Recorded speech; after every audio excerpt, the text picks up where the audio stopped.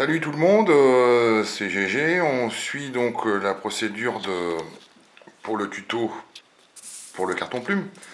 Donc avant toute chose, je conseille à tout le monde déjà de faire un petit dessin.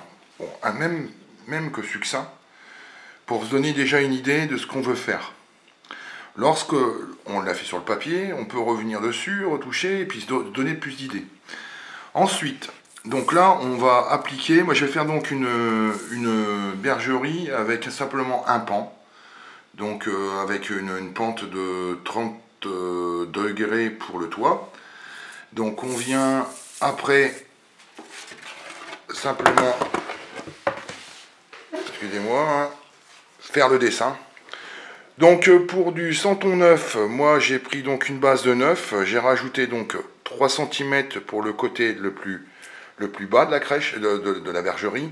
Donc on arrive à un pan de 12. Pour le pan le plus haut, on arrive à un pan de 15.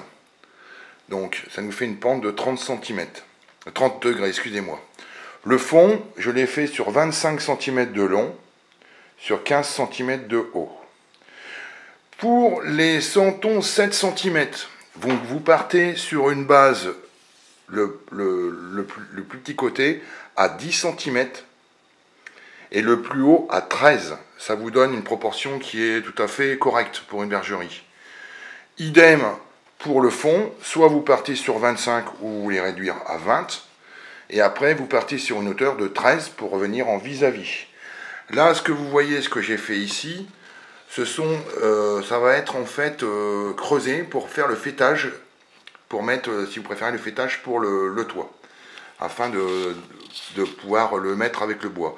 Ce que je vais après appliquer, c'est-à-dire que je ferai la technique des créneaux, c'est-à-dire qu'ici, je vais creuser tous les 3 cm, faire un peu comme des créneaux pour que ça puisse s'ajuster correctement sur cette base-là, et on pourra donc plus facilement coller. Et aussi pour l'histoire de relief, pour faire les pierres extérieures, on sera bien moins embêté.